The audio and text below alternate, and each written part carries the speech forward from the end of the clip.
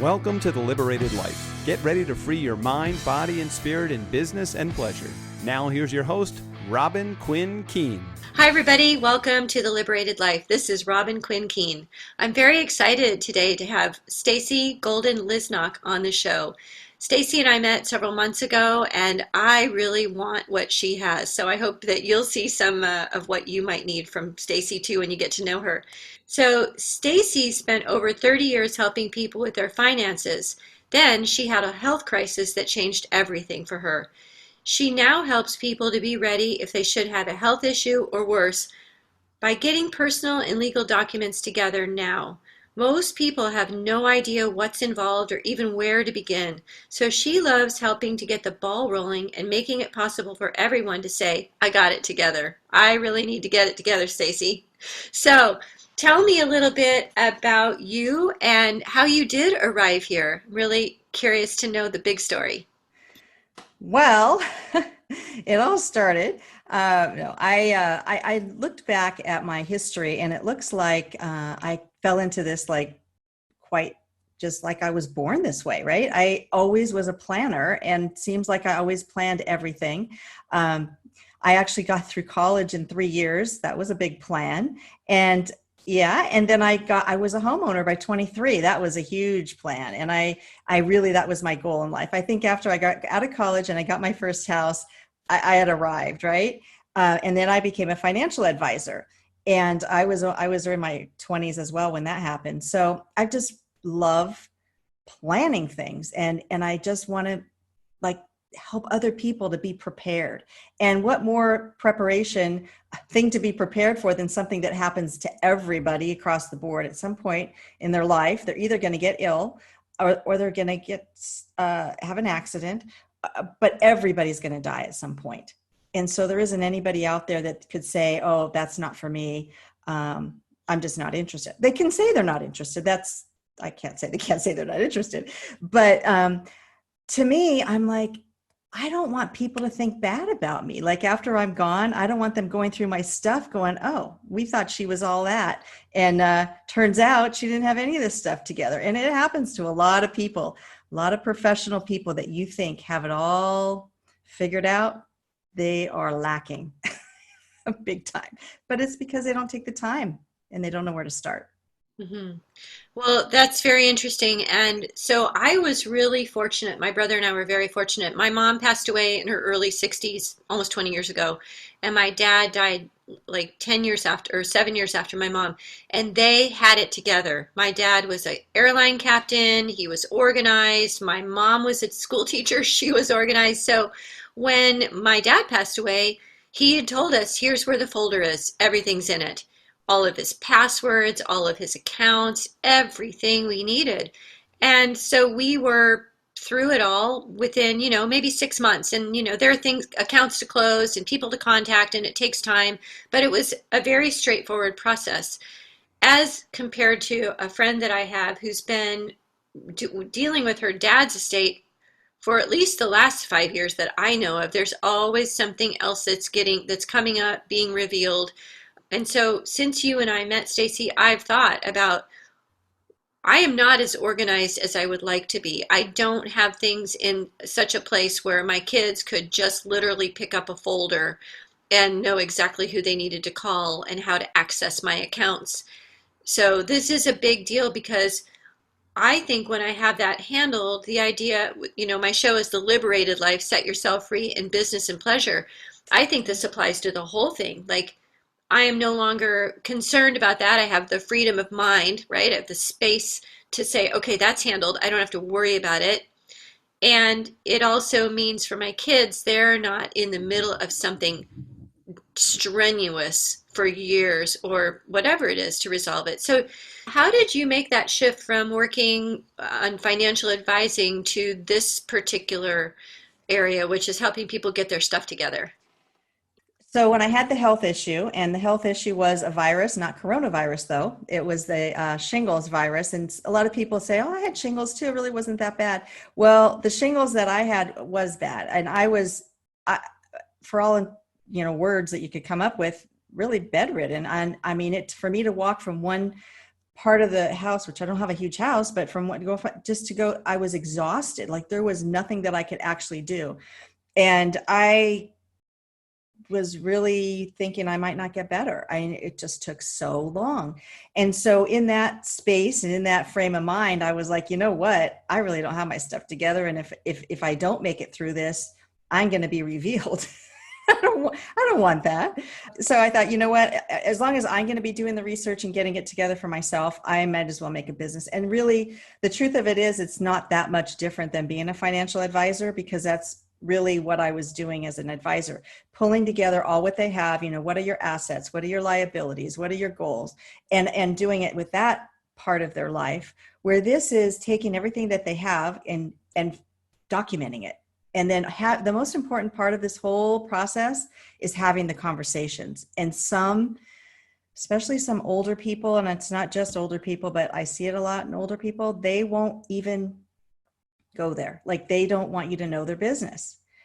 But you have to. And at some point, you know, that topic has to come up. I've seen it where families won't broach the subject. And in one particular case that I could tell you for sure, I got a phone call, and it was an insurance client had died, and it was the daughter-in-law calling. And she's like, my father-in-law's passed away. I was going through his records, and it looks like he has this life insurance policy. And I looked it up, and it had lapsed. And I said, well, the policy lapsed. He stopped paying whatever month it was. And she says, that's when he moved in with us. And we didn't want to pry. So they didn't pry. And guess what it cost them? $100,000. And there's like the company isn't going to say, oh yeah, we could see where that was. He paid like for 8 years on this contract, and then he got sick, and then he moved in with them so they could take care of him. But they didn't do that one thing, which was, Dad, let us handle your bills. Give me your bills. Let's see what's coming in. They didn't look through his mail. They didn't make sure things were taken care of. So that was a huge, huge thing. And that really bothered me. I did go to bat for them with the insurance company, but it was a bit ridiculous. You know what I mean? They just laughed at me. It's a contract. And if you breach the contract, then we don't pay the money. That's it. Yeah, of course, that makes sense. And you're right. I think it is something that we don't really want to discuss with other people.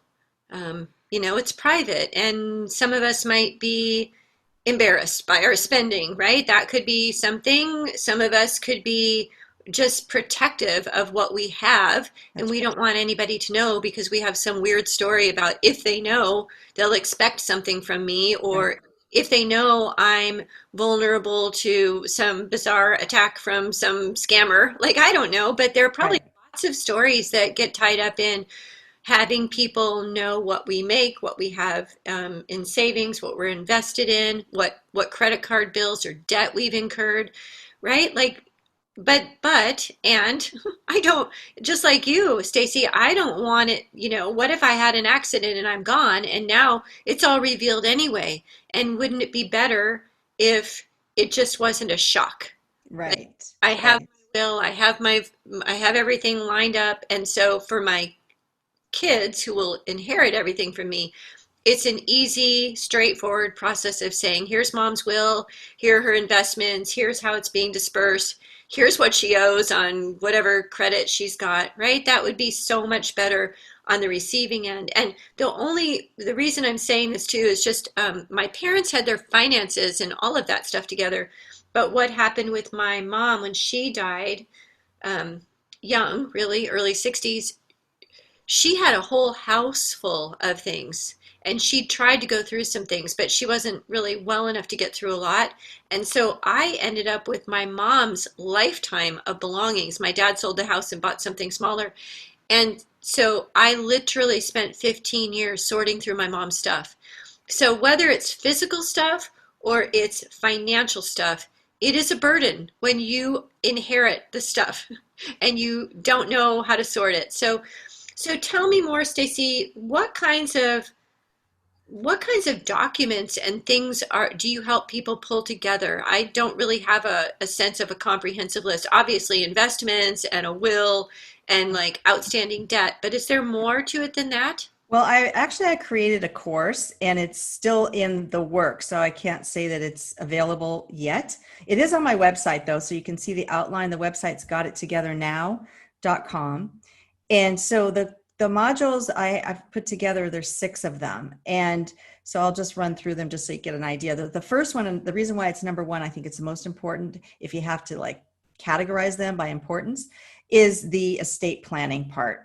So that's the will, the trust, the healthcare directive, the power of attorney, for the things that you have to have in place so that you don't get stuck in court, so that you don't get a bunch of, legal bills because it wasn't done up front. It's so much cheaper to do it ahead of time than to do it on the back end. If you end up through probate, like on a property, there are like base expenses that are a percentage of the value of your house, not the equity in your house. Your house could be mortgaged to the hilt.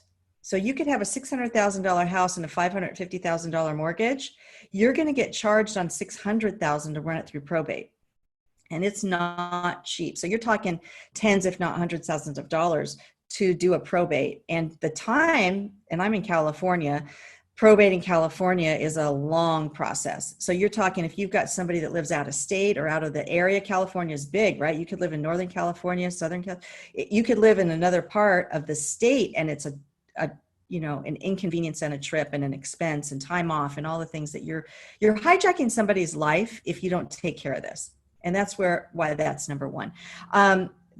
At the end, I know we're going to give something away, but it comes under this category, and it's a healthcare directive that I'm going to encourage people to do, because everybody 18 plus should have this in place, and it saves so much time and energy and everything else. So the module 2 I have is insurance reviewing and updating insurance. So insurance is just a big category, and we can't really get into it here, but just as a broad brush, insurance is second. Credit and debt is the third one. And like what you were saying, gather together all of your credit cards, the ones that have balances and the ones that don't have balances. They need to be closed out and they need to be brought to light. And sometimes you don't carry them all with you. Sometimes you don't carry any of them with you. Where do you have them hidden? Or what drawer are they in? What little box are they in? People have them all different kinds of places. Sometimes I forget where I put the ones I'm not carrying around, so I can only imagine. And then your debt, you've got different debts. Sometimes it's student loan kinds of debt. Other times it's mortgage debt. Sometimes it's unsecured debt, just all kinds of different things. You might have a personal loan with somebody that you need to pay off. So that all needs to come to light. The next module is about investments. And so that would include your retirement and real estate and savings and things and CDs. So how you have your accounts titled is important. Go through all of that. Budgeting and planning. So if someone has to come in, like if I was so ill that I could not even pay my bills, which luckily I was able to, most of my things are on auto pay. So I didn't have to do a whole lot, just make sure the money was in there. But if somebody else had to come in and take that over for you, how would they know what bills they need to pay, right? So you need to have this laid out. And while you're at it, we're going to do a budget. Make sure that, that you're actually spending the money where you need to be spending the money. And sometimes people are wasting a lot of money, And then the final plan. So module 6 is final plan. So that's pre-planning for your burial or your cremation or whatever your final wishes might be. Because again, that's another place where people just, because emotions are so high at that point, they overspend. Like you might not want this elaborate casket and a $2,000 pillow, right? You don't want your kids to spend money on like that because you don't care. But they feel an obligation possibly, or they get pressured by the sales. This is the last pillow you'll ever buy for your mother. So, who cares if it's $2,000, right? Things like that. So anyway, those are the 6 modules.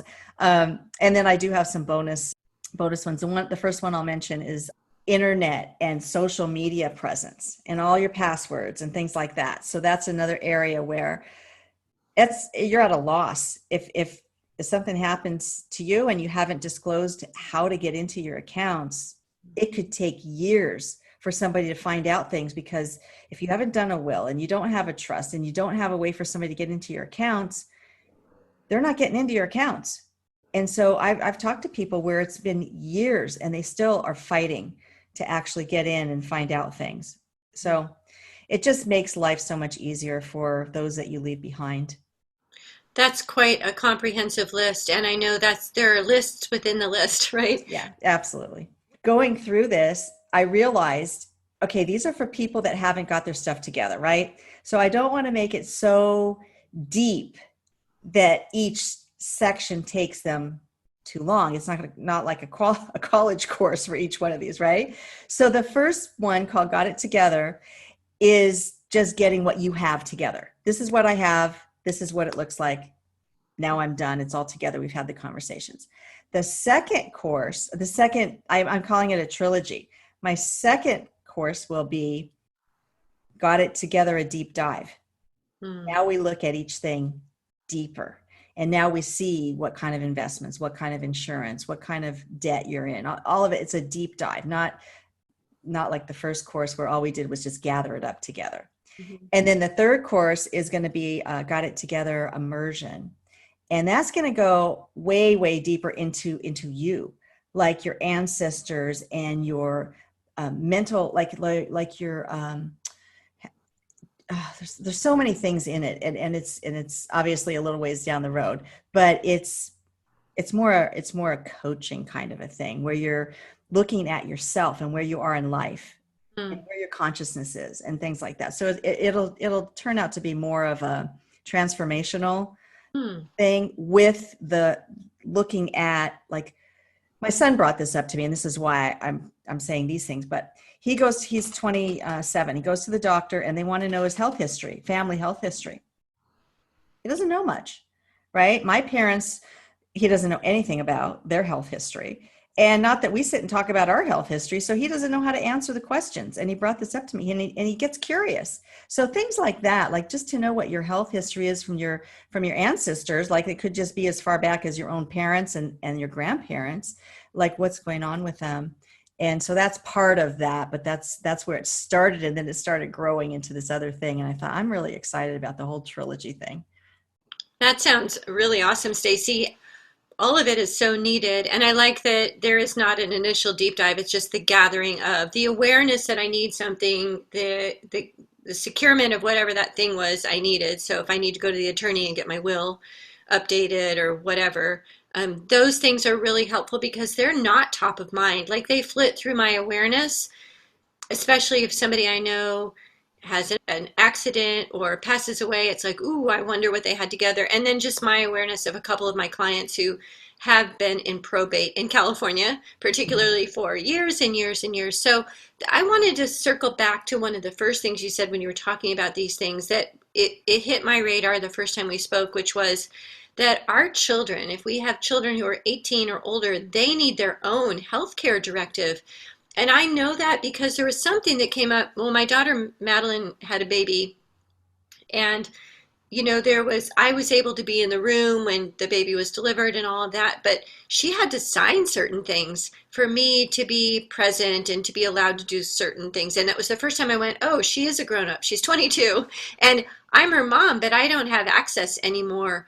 And so thinking about my youngest, who just turned 19, when you said this, I thought, wow, I really need to know what's going on with her. If something were to happen to her, I need to be able to manage her care, right? And we don't unless we have a directive in place. Is that right? Right. So for young people, there's a whole, and I'm seeing more and more of this. I just saw something Susie Orman put out, and an attorney that I deal with a lot put something online about this 18 plus. So it's starting to become more and more out there so that parents can see this. But my kids went through college and they went through everything. I didn't even have any of this stuff either in place. But the reality is, when you send your kids out, or they go to college, or even just living at home, they do kind of risky things at that age. 18-year-old. Apparently there's all these statistics about alcohol poisoning and car accidents and all these. I found out my son, and I probably shouldn't say this on here, but my son told me one time he did something that I'm not going to say it because he would get in trouble, but he should have never done. And I'm like, I couldn't believe my son would do something like that, but had he gotten killed doing it, which would have been very possible, I would have been like, that's the reality, right? Or if he would have gotten injured. So The things that are recommended for a young adult, which would be 18 and older, would be this healthcare directive. The one that I'm recommending it's like a living will as well. So the healthcare power of attorney gives you the right to list an agent to make decisions on your behalf if you should not be able to speak for yourself, which is really important, because otherwise, if you don't have that in place, the doctors make the decision. Even if you, the parent, are there, you're not even allowed to go in the room, into the ICU or any of that. You're just totally like a stranger, which is really bizarre to me, but that's how it is. And it's a reality for people that this has happened to. The living will is where the wishes about like artificial life support and all that kind of stuff. What do you want to do if you're at your end of life kind of thing? But in this healthcare directive, I noticed that it applied both of those things together. So I'm not an attorney, but when you go in there and see, you'll see what I mean. They ask you some very deep and sometimes very emotional questions that you have to come up with an answer to do this. But look, if you're going to become emotional over it and have a hard time, how's somebody else going to make a decision for you? Like if you don't even know what you would want, right? So come up with what you want, and then everybody will know. And then the other thing is the HIPAA waiver. So the HIPAA, that's like, so you can you can call their dentist and you can talk to their doctor and all this. Otherwise they won't even tell you anything, even about their appointments and stuff. It gets very bizarre. And then there's other things to be able to handle their finances. One thing that's important to know is if your kids have their own bank account or their own stock account or whatever, they need to list a beneficiary on those accounts. Otherwise it is years of mess just trying to get to those accounts. So you want to make sure, even if it's not a lot of money or anything in there, that they know that they need to list beneficiary. And all the banks allow it, and the stock firms allow that. So Stacey, you've brought up so much, and I know we don't have a limited time, but some of these questions that are popping into my mind as we're talking is like, okay, so do I need to go to an attorney? Can I just go to my bank to list the beneficiaries? Certainly my financial advisor can handle listing beneficiaries, right, on all of my accounts, whatever my investments are. It sounds like it's a mix. It doesn't sound like a one-stop shop, like just go to an attorney and get all these things drawn up. It sounds like is it in a variety of places that you have to do these things? Well, a lot of them you can do on your own. So, what my whole goal in having this website, got it together now, is having lists of resources that you can pick and choose. I want to have a variety. I'm not being a financial advisor. I'm being a financial advocate, doing the research, saying, hey, these are the things that you should look into, and putting together that course, which gives a little bit of it puts the whole thing together in more semblance. And so to answer your question, the healthcare directive is like the first thing everybody should do. And so to get that, I actually did a code word would be Robin. So if you text Robin to this phone number, and I think you'll put it in the show notes, but it's 714-709-2027. And just text the word Robin. It will put you into a page, you sign in, and it'll get you onto my directives. That's a free service. And it's free because the hospitals and doctor groups pay for it, because it helps them so much. They are able to look somebody up when they're brought in an emergency and see if they have something on file there. And you do have something in your card, in your wallet, a card in your wallet. But some of these other things like the HIPAA forms, you can get at your doctor's offices and the financial one. Most of these things are free. You can get them, and just make sure you have them and that you have them properly witnessed or notarized, because every state is different. And that's one other point. I know you're running short on time, but if they're away at a different state for college, you need to have 2 sets of documents, one for each state, because sometimes the states have different rules. And as a caveat to the whole thing, once you even have everything, it's iffy whether or not they're going to recognize it. But we do our diligence. We do our best. That's right. Have the people together and give ourselves a shot at not being so stressed out. And, right. Like I said earlier, just having these things in the back of our minds without having taken action, those things are what I call open loops.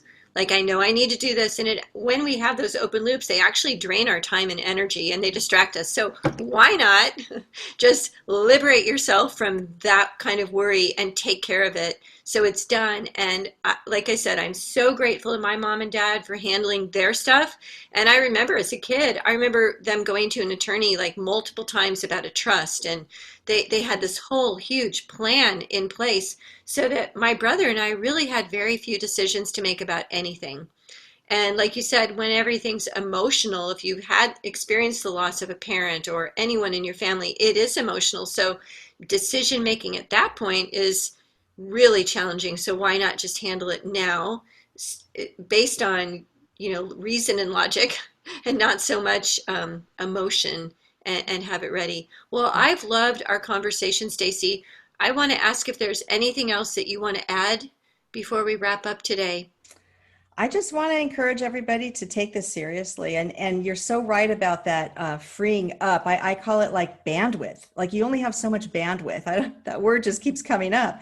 And if you have things done, it just feels so liberating. It really does. And now you have space to do other things. Like really see what it is that you love to do and do that, because you only have a limited amount of time and we don't know how much time we have. And just stay safe out there, everybody. Take it seriously.